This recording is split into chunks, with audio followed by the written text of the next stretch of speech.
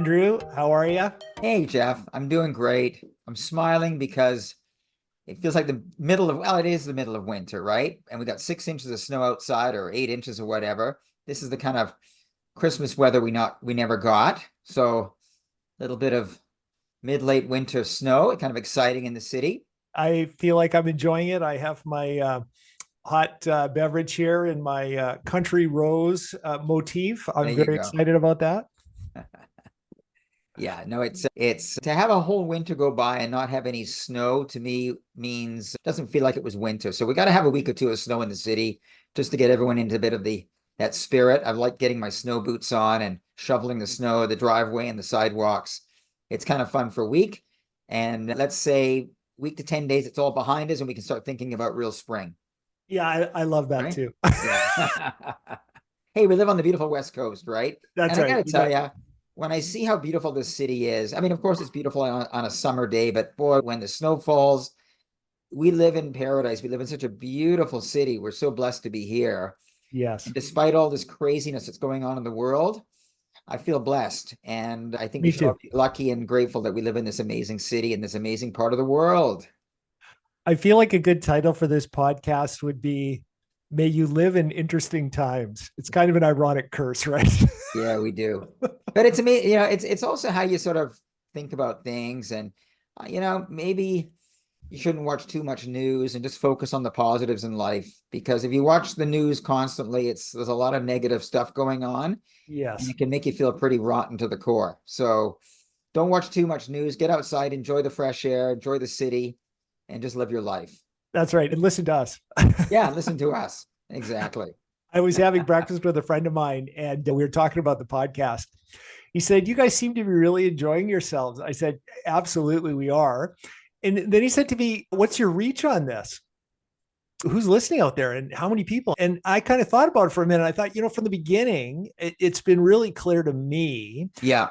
this is just a great opportunity for us to have a conversation, benefit for our clients, colleagues, family, and friends, just in a way that's helpful to them and meaningful to me, and then just having a really fun time doing it.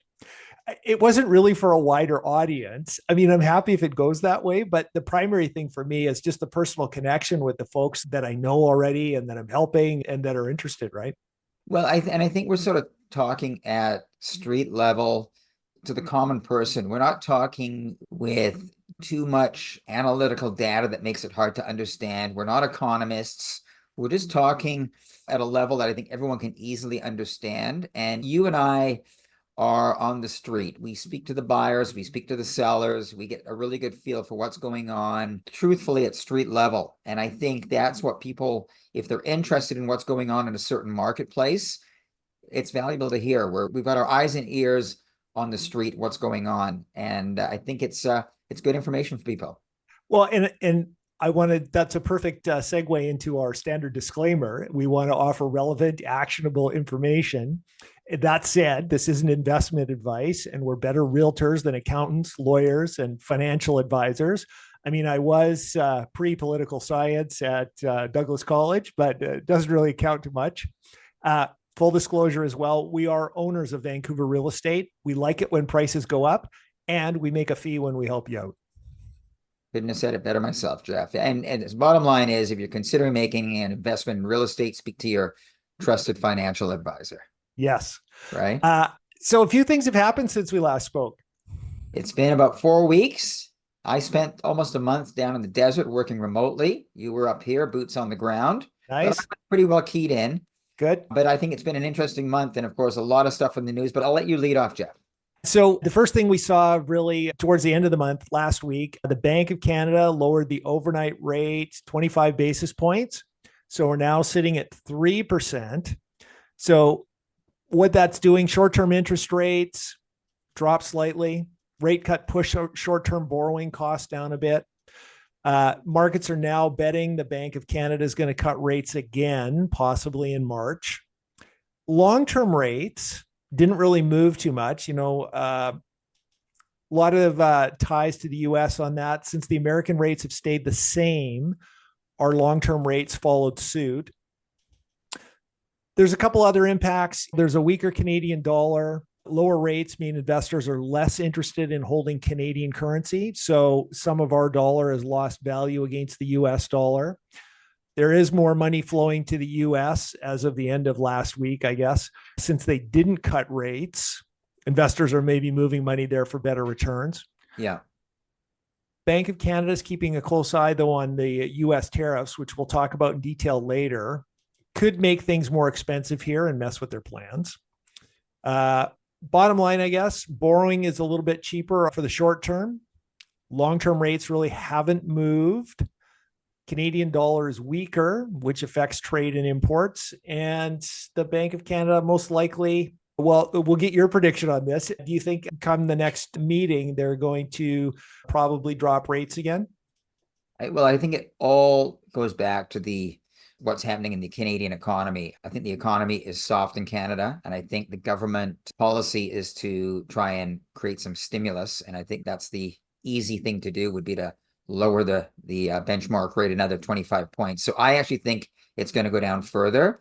I also think that the 5-year mortgage rates, the fixed rates, are going to start to come down a bit as well. I was looking at the bond yields mid-January, sitting at around 3.2%. Now they're down at about 2.75. They've come down about 40 basis points in the last month, but the banks haven't really budged on the longer term rates as of yet.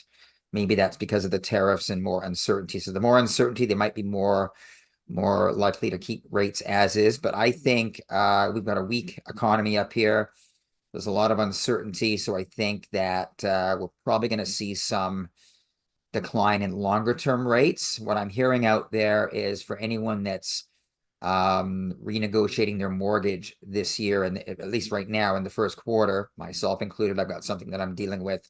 A lot of people are looking at the variable option as opposed to the fixed, thinking that in 6 to 12 months, rates will be lower. And that's probably the way I'm leaning, going into a variable rate mortgage, thinking that the longer term rates are going to come down. So again, there's just a lot of uncertainty, and the individual has to basically operate based on their own risk tolerance. What are they comfortable doing? If they want certainty, they can go fixed now and just ride it. If they want to gamble a little bit, you can sort of go short term. So again, uncertainty going on. I think that we'll just have to go wait and see. But I think definitely the Bank of Canada is going to reduce the next one as well. I think they do want it. They keep the economy moving without causing inflation to spike. But I don't think there's any real risk of inflation spiking back up at this point. It sounds like there's much more stimulus required. Yeah, I mean, the risk, of course, is if tariffs come into being, and I actually don't think they're going to. I think this whole thing is blown out of proportion. We'll talk about the tariffs in a bit, but from listening to experts, if we get into a trade war with the US, we could see that become inflationary because goods coming in from the US are now going to be taxed at 25%, or Canada's going to impose tariffs in the opposite direction, which means we're going to be paying more for imported goods from the US. So again, not an economist, but I've heard two sides of it. And again, it's just more uncertainty. But I think the Canadian economy is far from showing any signs of real momentum. So I think for that reason, the Bank of Canada is going to continue to ease and make it easier on borrowers. Because again, I believe there's 1 million mortgages that are going to reset in 2025. The majority of the mortgages that were taken out during COVID are resetting this year and next year. And based on where the rates are right now, and the average Canadian is going to be faced with about a 25% mortgage payment increase. Wow. So that's a pretty good hefty amount, 25% more in mortgage cost. Most of that's all interest. So that's going to absolutely impact our economy, and it's going to impact the real estate market.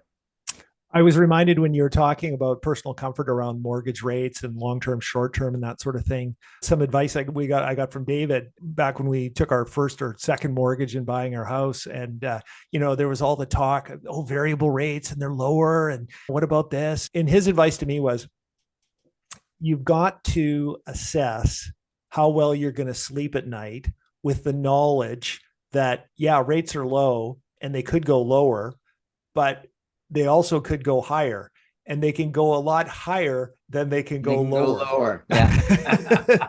Well, again, it's risk tolerance, right? It's what you're comfortable. Everyone is different, and what's right or wrong is what's right for you. For sure. And right? for me, at the time, I opted for the higher rate and the long-term mortgage just because I wanted to be able to sleep at night and not have to worry about it. So we actually took a 10-year when we bought our first house just Yeah, and because. that's rare, but again, that peace of mind for 10 years, if that works for you, great. But from what I understand out in the mortgage world, a large percentage of people refinancing are going variable right now, thinking For that sure. in the next 6 to 12 months will be sub 4% for the 5 year. Right now we're at about 4 point, I think you can get a 5 year now around 4.4 to 4.6 in that range right now. So it's going to come under 4 from what I've been told. We don't know. It's anyone's guess. For sure. What's happening in the local real estate market? So actually, you had a unique situation because you were sort of outside of the market, looking back at it and operating within it. So you had a little bit of a bird's eye view, maybe some separation for it. What's your sense of things from where you were working? Well, it's amazing. So we spent the first month down at our home in the desert, and we're going to continue to do that more and more each year now that it's just nice getting after Christmas, getting into some drier, warmer weather. But we Yes. were able to actually stay busy. The phone was ringing constantly the first sort of 2.5, 3 weeks of the month, mostly from clients looking to buy, not sell, but people looking to get into the market or trading within the market. So we were actually pleasantly surprised how active things were for us. And then I flew home mid-month for 3 days because I had a bunch of appointments, people I had to see. And I was out with some clients looking at property down in the Falls Creek area. And I was overwhelmed by how many people were actually out there looking at open houses. It was a nice sunny weekend, but the open houses we were at, because I was with clients on tour, were extremely busy. There was a lot of people out there looking. And this was all kind of before the tariff thing kind of happened. This was before the inauguration. It was kind of like mid-January, I guess. But it We just, also, Andrew, we were seeing yeah, piles of shoes at our open houses that yeah, we haven't seen for a long time. yeah, A lot of buyer confidence. One of the common things that we heard from buyers was, "Oh, when's the inventory going to start coming on? Oh my yeah. gosh, when's we're going to have some more choice and some things to look at?" At the same time, we were hearing from sellers, "Oh, I'm not going to put my house on the market just yet because we think the prices are going to be better in the spring." And Spring, so yeah. I think those two viewpoints were like this. So our job Yeah. was to sort of bring them back together, right? Yeah. Well, there's people that have to buy and sell for various reasons at different times. And so you've got always a flurry of activity in January of people that have been sort of waiting to get Christmas behind us. And they've got an agenda and they want to buy. And the argument in buying in January is, well, if I buy now, I won't be competing with hordes of other buyers, which is what'll be the case potentially in late February, March, April, when everyone's out there looking. The other side of that is, of course, well, there may not be as much inventory in January, so I'm going to wait till February, March. It's one of these things. You have to sort of weigh it up. Everyone sort of weighs it up. But I always find that there's always people out there in the marketplace buying and selling. I just found that in January, it seemed to get off to a fairly quick, active start, the market. Everyone was fairly optimistic. Yes. And of course, we had a January where there was a lot of sunshine in Vancouver. It was beautiful and sunny. When I came Yes. back for the 3, 4 days, it was gorgeous up here. It was mild. It was lovely. People were in a good mood. And so, but then all of a sudden, Trump got inaugurated on the 20th. All of a sudden, he started coming out with a lot of, well, he was doing a lot of things he said he was going to do. And of course, Yes. the tariff No, thing nobody became, should be surprised. no one really should be surprised. And the tariff thing became very front and center news. Everyone's head was spinning. And I got the sense that right around the third week in the month, all of a sudden things started to sort of grind a bit slower. But again, that's just me. That's my perception. And of course, now we've got all this snow on the ground. The schools are off on snow days and this and that. It feels like kind of Christmas in February. It just seems to have Yeah. gone a bit slower the last week or two. But that's my read on it. What do you think? I pulled from the real estate board this morning their monthly report. The one paragraph that really stood out for me was the total number of properties currently listed for sale on the whole board, 11,494. So 11,500 listings right now. That's across the whole lower mainland. Well, Yeah. not including the Valley board. That's just the Yeah. greater Yeah. Vancouver. Out to Coquitlam, basically. Yeah. Yeah. Yes. Yeah. Maple Ridge, Pitt Yeah. Meadows. Yeah. So 11,500 listings. And that's 33% more than last year when we only had 8,600 listings. Okay. And also 33 and change percent more than the 10-year seasonal average, which is right around what we had last year. Okay. So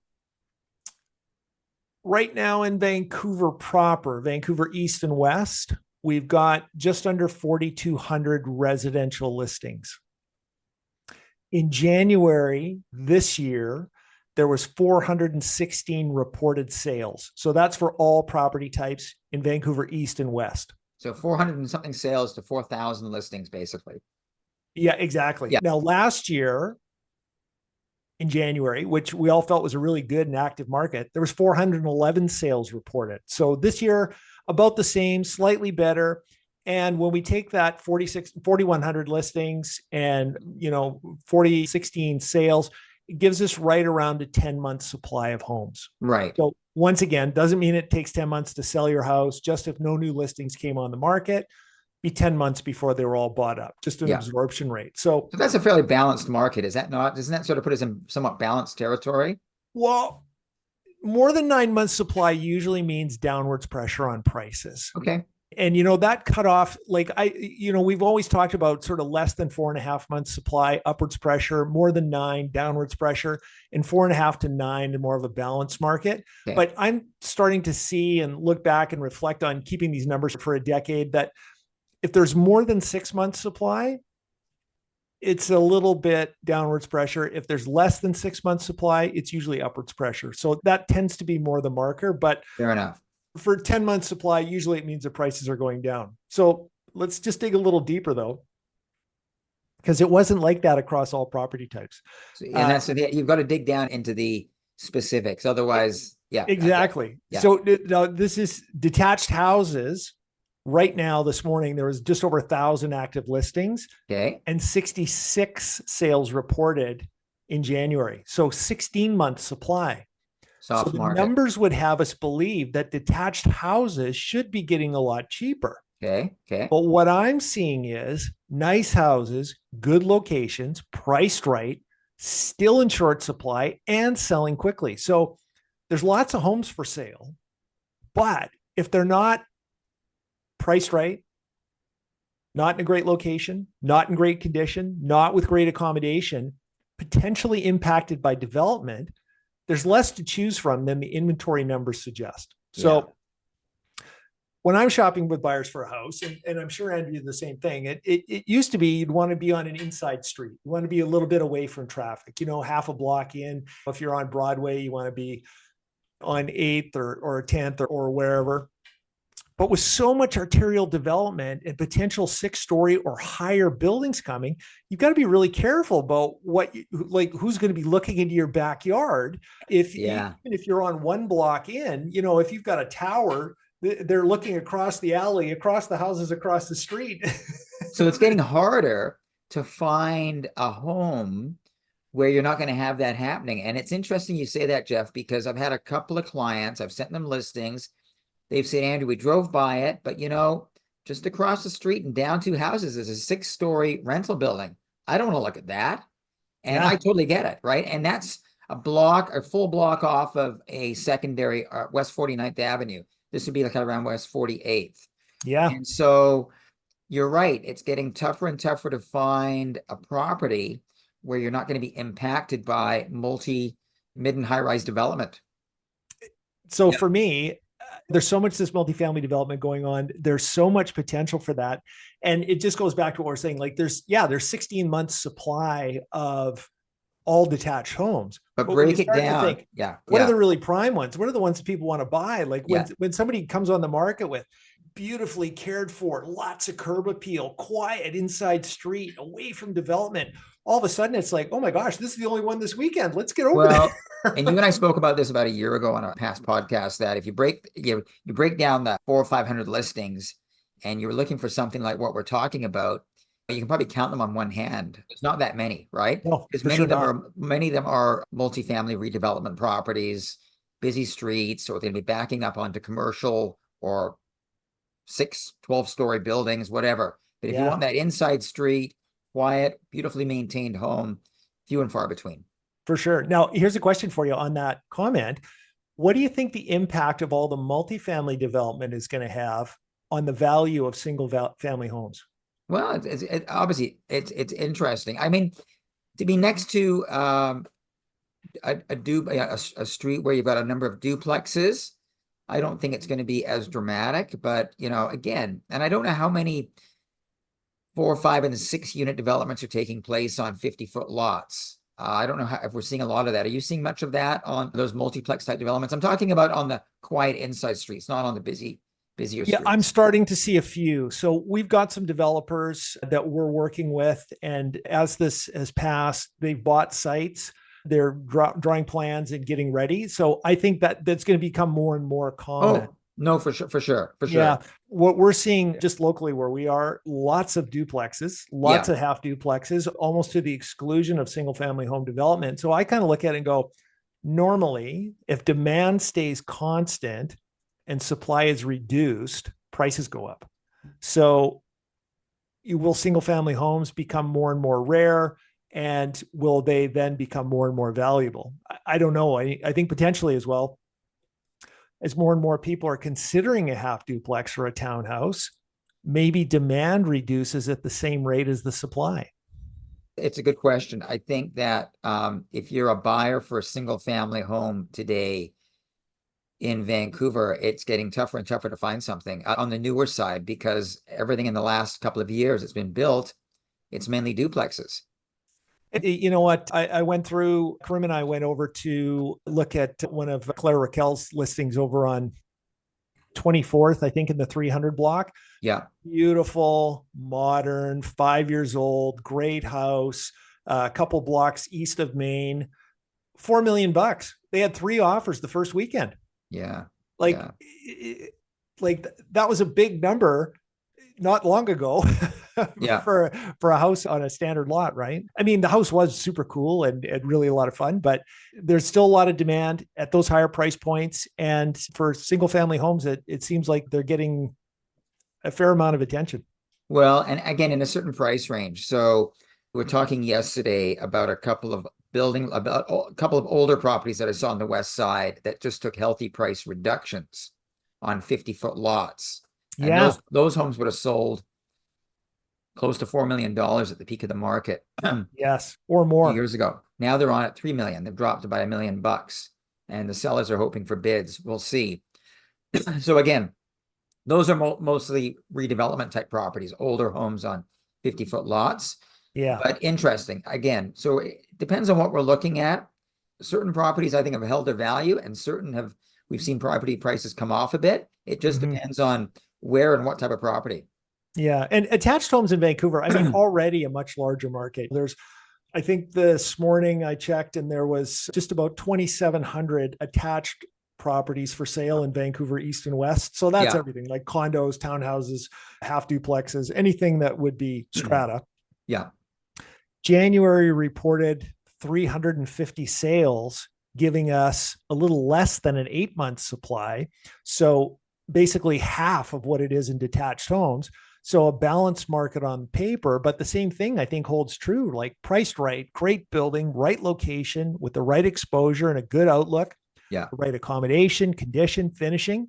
It's still really hard to find if you're looking for something. So when you're on the ground and you're looking for a place to live, sometimes it seems like there's only a few places to choose from. And what's worse is if you need it right away. I was talking to another realtor and he twigged me to this idea. Yeah. So last year, there was just over 6,000 attached properties reported sold in Vancouver East and West. Okay.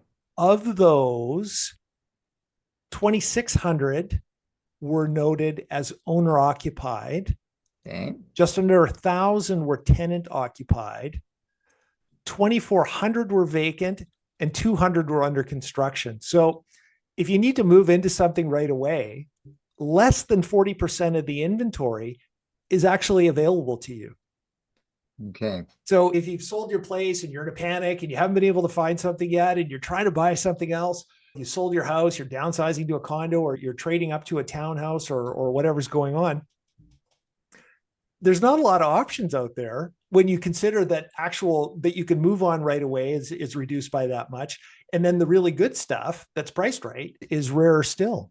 Yeah. I find that if we're out looking with clients, there's the odd one that comes up where they can actually take quick possession. They present nicely. They're nice move-in type homes. There's never that many to select from.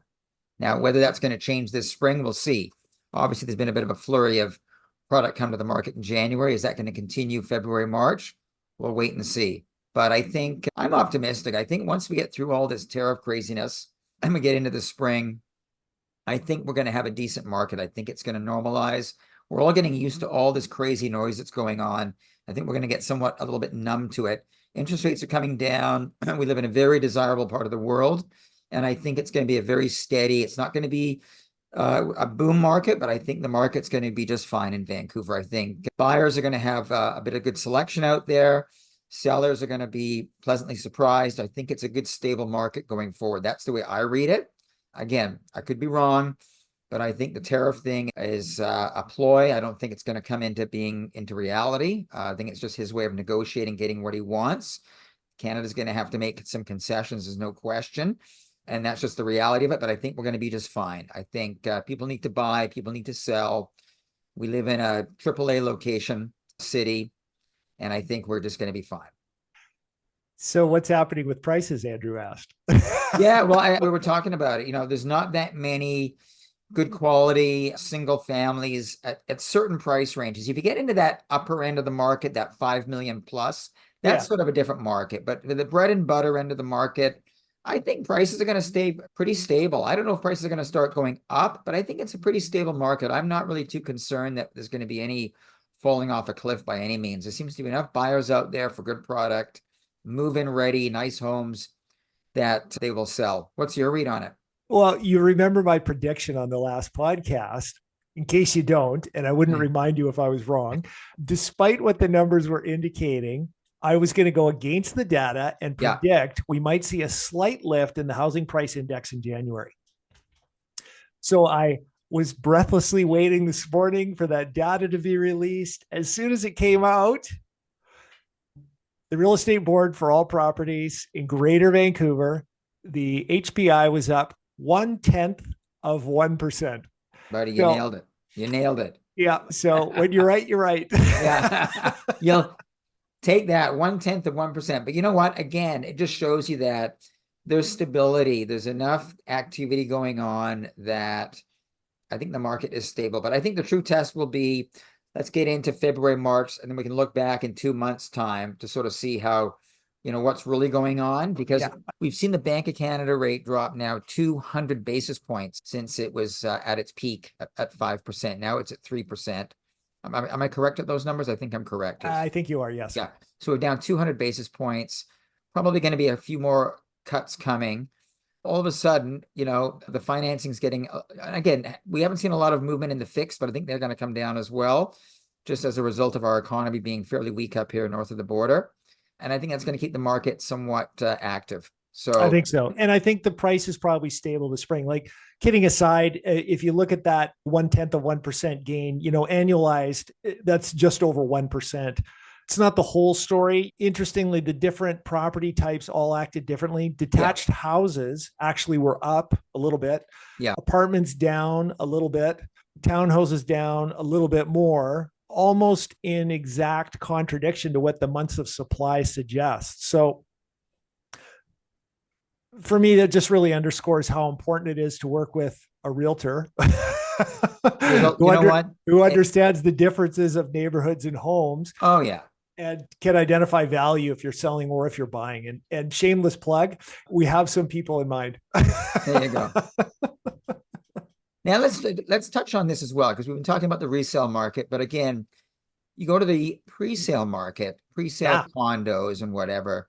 From what I can gather, because I get emails every day, and I'm sure you're getting them as well, developers are still offering tremendous incentives to get people in the door. And I still get the sense that that market is still very, very out of favor. And there's a lot of product out there. So again, that as well is as another barometer of the health of the market, which right now indicates that things aren't that great. And there's, developers are having a tough time getting buyers in and getting them to write contracts. Well, and Andrew, I think too, when they're up against it, like trying to do a pre-sale when everybody's convinced the market is going to be higher a year or two or three from now when you have to buy it, you can put your mom in it, you can put your kids in it, you can put a tenant in it, you can put you in it. Like there's so many different options on that. And when the market's positive and money's cheap, nobody shies away from just Yeah. rolling the dice and buying a place just on the It's easier to make a speculation. decision. Yeah, I get it. Yeah. Whereas now it's like, well, what am I going to do with this thing? Yeah. Maybe I'll just wait and see what it's like until it's built. But Yeah. then all kinds of trouble for the developers. They can't get their financing. It costs Yeah. them more to build it and this. And so where we're talking about individual homes being rare, if you had a stack of 200 or 300 of these things that you needed to sell, that argument kind of goes right out the window. So I think you're right. I think we will continue to see some softness in that market for the time being. And if you're thinking about buying a pre-sale, maybe now's a great time to go and do it and see if you can take advantage of some of that.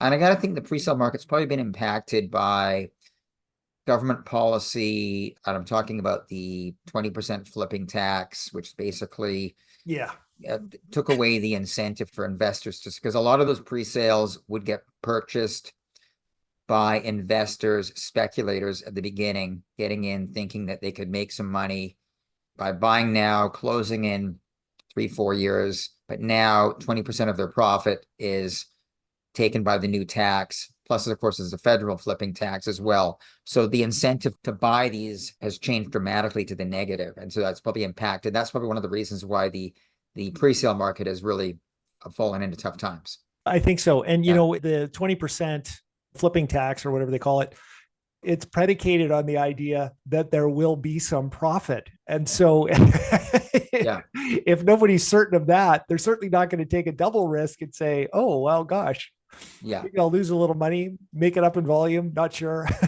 Yeah, no, for sure. For sure. So, but again, I wanted to bring that up because we're talking about the resale market, which seems to be off to a decent start, despite a lot of geopolitical and a lot of crazy stuff that's going out in the world. But it looks as though going forth, we seem to have some stability in the market. Of course, I think the true test will be February, March. It always is.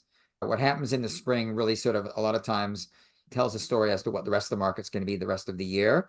And if we can get off onto a good steady footing, I think that helps create some momentum into the balance of 2025, especially with interest rates continuing to sort of trend lower. That's definitely going to help the market, no question about it. And in other news, you may have noticed some conversation about tariffs over the weekend. To say it dominated the news cycle in Canada, I think would be an understatement. Heather and I watched a little US reporting and significantly less, while we were all breathlessly waiting to see what was going to be announced.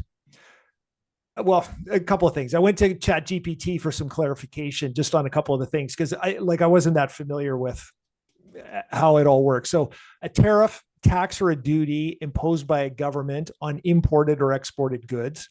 Tariffs are used to try and protect home industries or to encourage people to shop one place and not shop another. Yeah, buy local. Yeah. Tariffs are collected by customs authorities of the importing country and by the importers. So the next question I ask is who actually pays the tariff? So the importer, the company or the individual bringing goods into the country, and indirectly the final consumer. So of course, since the businesses pass that on. So it was interesting for me when we were watching the US news reporting. First of all, they didn't really talk about it too much. Like it was just sort of a passing thing. I noticed the president flew down to Florida on Friday afternoon. Reportedly, he was golfing Saturday morning before making the announcement. So in all of that, I think we were a lot more concerned about it than our American counterparts. But I think they may have been well advised to be a bit more concerned about it. Well, we had a lot more to lose, there's no question.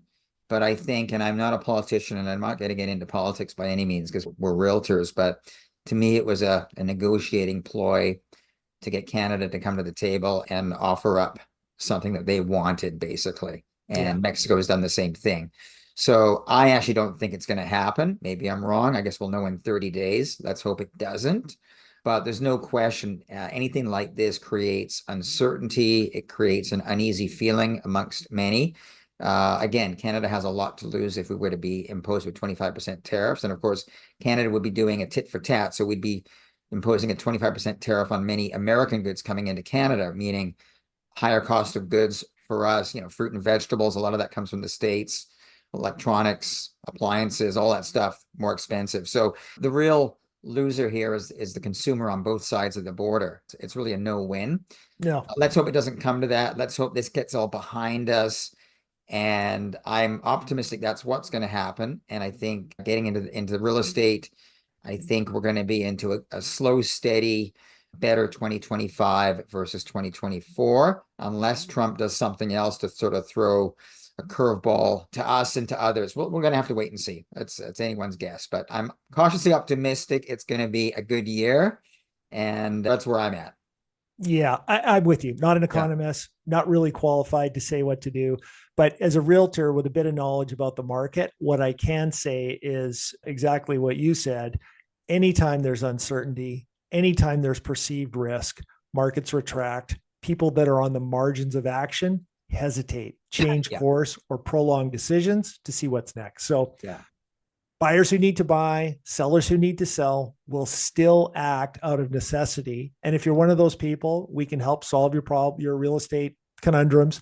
If you need more house, less house, house in a different place, we are here for you to offer the absolute best help that we can. Yeah. And again, it's wonderful to work in such an amazing city like Vancouver. I mean, we couldn't live and work in a better place. Doesn't matter if it's pouring with rain or sunshine or snow or whatever.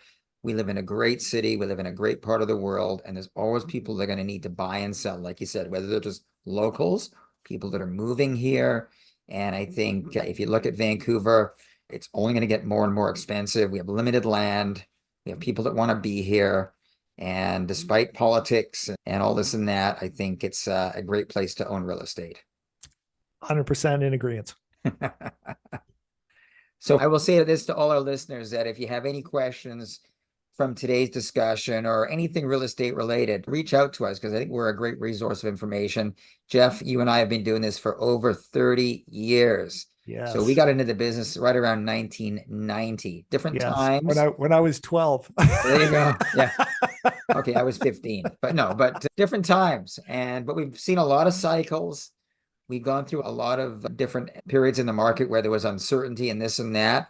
I'll tell you one thing, from 1990 to today, we've only really ever seen, if you look at the long-term trajectory, interest rates have only ever been in a downward pattern or downward trend, with the exception of a few little bumps along the way. And if you look at where interest rates are today, in the low fours, they're still very historically low. If you go back sort of 40 years, I mean, we're still in a low interest rate environment.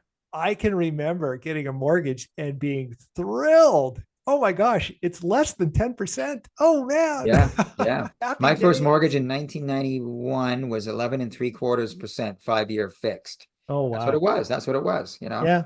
Just different times. But my point is, we've been through a lot in 30 years. We've seen a lot. I guess we've helped thousands of clients, right? I mean, I don't know how many transactions I've ever been involved with, but it's definitely into the thousands now, I would think, and you as well.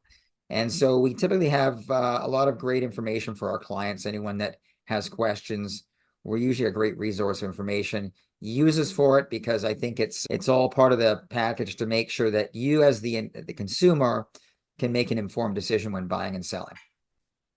Perfect. I'm Jeff Benna. Andrew Hasman, thank you for joining us today on Industry Vancouver. See you soon. Thanks, bud.